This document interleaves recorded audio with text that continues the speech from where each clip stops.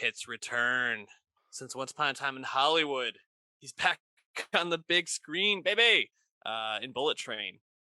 Um, Dave, Bullet Train is interesting because it feels like it has so many elements that I should really love, Hmm. and I just kind of left this movie being like, okay, like that was okay. It has a Yeah. lot of good actors. David Leitch is a pretty good director, I'd say.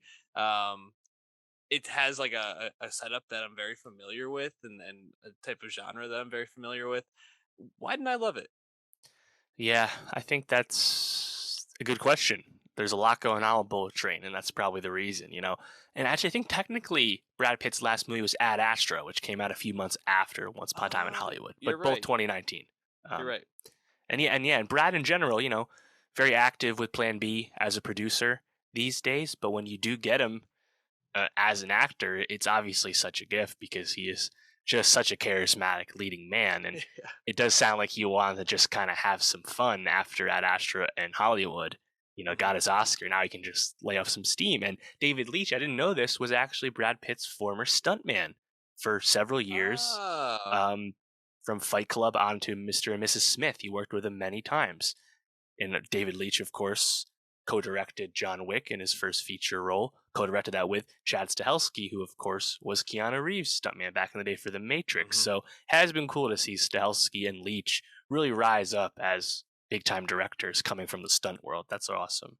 Uh, and Leitch has definitely been the one spreading his wings a bit more in Stahelski, right? Because he's been making all kinds of shit since he Mhm. co-made John Wick 1. He had Deadpool 2 and Atomic Blonde and Hobbs and Fast and Shaw Furious. Yep. and now Bullet Train. He's kind of going all over the place, right? And I was a bit disappointed in the action.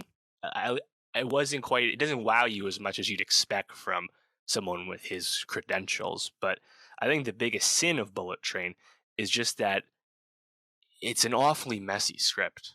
Like if this movie was a bit simpler, a bit closer to its actual log line of a bunch of assassins are on the same train and they start killing each other, if that's like really what we got, I think it would just be a lot more entertaining. But there's just like so much plot going on in Bullet Train that's just very unnecessary. Part of that is like myriad flashbacks for characters, myriad characters introduced at the 11th hour and then given backstory. It's just like there's just a little too much going on for my taste in Bullet Train. But there are certain moments that I enjoyed quite a bit. I thought Aaron Taylor Johnson in particular, his performance as Tangerine, uh, he Mhm. was unhinged. Aaron Taylor Johnson. He's been doing this for a few years now. Every time he gives a performance, it's balls to the wall. I love it. But Yeah. other characters, they're just not given enough time, or they're just hamstrung in. So I think it's a very uneven movie, which left me disappointed because I had a lot of hype for this. Brad Pitt and David Leitch. That should sell itself, but yeah, it's just a bit messy. Yeah. It almost felt a bit like Guy Ritchie, like karaoke in a sense. Yeah, jeez. Like just a lot of like characters going like in these weird directions and kind of like trying to make all these pieces fit together, and then it just the third act just goes completely off the rails. I felt like, and it's a bit disappointing because I feel like characters like or actors like Brian Tyree Henry, Zazie Beetz, who is I think is one of those characters who falls victim to what you talked about, kind of being introduced so quickly and then being out of the movie so quickly. This is like some of their best looks in terms of like, or at least biggest looks, I guess, in terms of parts. And I just didn't feel like they really captured me at all. And um, another movie that came to mind for me in this when while watching this was Lucky Number 11, Oh God, yeah. from way back, and Oh I five. think I think that I think that elements of this in some ways uh, bite on that like too much, like the who is like really the what whoever the Russian guy was, The the White elder, Death. the White Death, right? Thank you. And then when it was Michael Shannon, I just like was blown away. Could not Gotta believe say, he was accent work there, not the best from our not guy at Mike. all, Big not Michael even Shannon fan, but that wasn't it. not even close. I was like, when it ended up being him, I was like, oh no. it just felt like familiar in some ways, but not even really in good ways. Yeah. I did I was like intrigued by Pitt's performance because he's kind of doing um kind of doing Once Upon a Time in Hollywood, but also in like a more like anxious, neurotic type character as well, which I don't Hmm. can't even ever remember him ever being in a movie. So I thought it was like a different Yeah. twist for him. But in the end, he's just Brad Pitt, and it's like, oh, you're just super charismatic, and you flash that smile and say something witty, and I'm like, oh, you're a movie star. Right. And I think the issue with that is like there's just so much tonal inconsistency throughout Bullet Train, throughout individual performances that I don't know if Pitt does the Pitt performance, which is good, but like that Pitt performance isn't actually good enough to anchor a movie like this that is going all over the place, Yeah. scene to scene. Um, like I loved Aaron Taylor Johnson. I had Brian Tyree Henry's performance started to grow on me. Not my favorite work from him, but Hmm. I think he also struggled a little bit with the British accent at times. But I did start to chuckle at the uh, motif of Thomas the Tank Engine continued to come up. Uh, Hmm. but I mean, couldn't help but notice that we're in Japan, and even our long-awaited antagonist is a white guy. A Russian. It's like you completely sideline Andrew Koji and Hiroyuki Sanada. Sanada, obviously a titan of uh, Japanese cinema, and Koji, who is one of the most accomplished martial arts performing actors we have these days. Neither of them gets to do fucking much of anything. I No. mean, when I saw Koji got cast in this, like last year or whenever it was, I was excited as fuck. He's shown off his skills on the I think it's a Stars show, Warrior. Like he's a stud, you know, and Hmm. he just kind of gets to be this grieving like what blanket dad character, and it's like, God, you're just wasting this guy, you know. Yeah. And even um, at the end, yeah, when him and his dad end up beating the White Death, it's like they don't really do that much to beat him. It's like it's just kind of disappointing. A couple of characters I wanted to ask about, just kind of your opinion. Prince, played by Joey King. Well, how did you like her performance in this? yeah, that one it grew on me a bit by the end. I just didn't love that character. Yeah, It's not felt really the her same. fault, but I think Joey King she hasn't really been in anything I've liked to this point. She blew up with The Kissing Booth on Netflix several years ago, but Mhm. since then I haven't really been taken with anything from her. But yeah, I think it's okay. The performance is just the character itself is kind of annoying.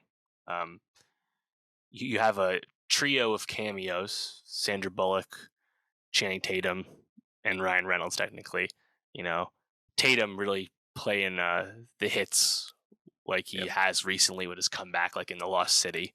And I guess that synergy is kind of funny where Brad Pitt has a cameo role in The Lost City starring Bullock and Tatum, and now we have the reverse here.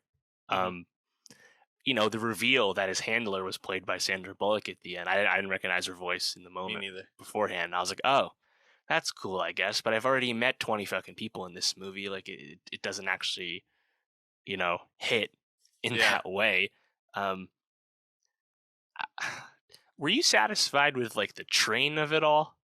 Like, No, it's not at it's a all. bullet train, a Shinkansen bullet train, obviously modern, marvel of modern engineering, very efficient, all that stuff.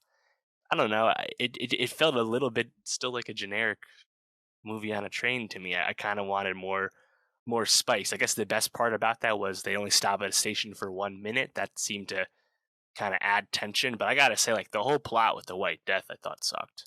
Like I just didn't care. Yeah. Yeah, I agree. And the train of it all. I mean, when you have a train movie, I think it's you get people together, but also have like separate cars, so there's kind of like this separation if necessary. But this, I just had no idea like where they were on the train at different points, like how they got to different places.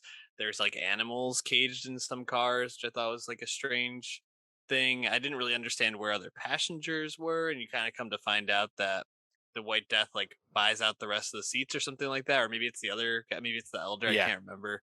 right. um, but it's just like it just felt like so random. Like, oh, there are people here when we want to do a gag between Brian Tyree Henry and Brad Pitt about like beating each other up, but trying to be quiet about it. But then they're just like gone Yeah, when you don't. It's pretty right. convenient. I guess the best part about the train was Brad Pitt using the like sophisticated toilet to like blow dry his hair and like dodging the bidet stream and stuff. I guess that was amusing. I actually didn't recognize her, but Karen Fukuhara from Suicide Squad from The Hmm. Boys, she was like the concession girl The crew member, pushing yeah. pushing the cart. Would have liked to see more of her. Um, I don't know. You have Bad Bunny in this. You I get was gonna say, this whole backstory, which I felt like you didn't need. It's like I don't know if you need to set this stuff up. Think of like when in John Wick 3, John Wick kills Boban Marjanovic, the NBA player. You know, we didn't need to get the backstory of Boban. We just look and we see that's fucking Boban, and we know who he is, and it's cool to see him get killed by John Wick. It would have been cool to watch Bad Bunny have an awesome fight and then die. I didn't need like all this backstory. yeah, I completely agree. Or if you're gonna give him that much backstory, let him live a little longer. Let him have a Yeah, bigger role. make him I a also real was character. I was a little bit confused as to why he was having his wedding in Japan too. Like, was that explained? Did I miss that? Was it in Japan? I mean, he gets on the bullet train, right? Oh, Or I is don't that know. not in? Yeah, I don't know how far in the past that was. I had assumed that was somewhere else. Oh, gotcha, Yeah, gotcha. like that was I like get Pitt on a different job and stuff. Yeah, gotcha. Okay, not sure. but wait, but I thought he stumbled onto the train like with the Oh, blood still on him, right? And they had just I don't know. no, I Maybe don't I think was he. I think he confused. was wearing the bloodstained suit still, but he was clearly intentionally like going there after Gotcha. Ladybug, Okay. after Pitt. Gotcha. Uh, Okay. yeah, I was confused by that part, but um, yeah, I don't know. I was kind of just disappointed by that because I when I saw him, I was like, oh, maybe he's actually going to get some starshine here, but it really was like 10 minutes of the movie and then he's out. right. Um, I did think it was kind of cool to see the like backstory of him, and I feel like there's like a movie. There could have been a movie there, but they pretty much showed everything. I can't imagine they're going to go back and remake that. So I don't know. Do you think this is a movie that they could set up for a sequel? I mean, everybody's alive. You got the Pit Bullock combo if they wanted. Yeah, it'd be interesting. I think the performance of this movie would be very important to that. It has a chance to, in terms of how it opened, like 30 million, it has a chance to leg out to 100 the way The Lost City did. And if the international gross is high enough, maybe. But I'd think not. I don't think Brad Pitt did this movie to sign up for a franchise per se. So, yeah, honestly, the Bad Bunny spinoff would have been one of the better concepts had he still been around. But Hmm. yeah, I don't know. I feel like you've played it out at this point. Yeah, I agree. With the train crashing and everything happening, but like it was also such a contrived story with so much excessive detail, as we've been saying, that I feel like they would feel compelled to deliver that level of plot once again, and that would not be appealing to me. So, you know, not exactly the movie I'd wanted it to be, but not a complete uh, waste either. It's nice to be with many of these actors. That's for sure. I like just about everyone in this movie.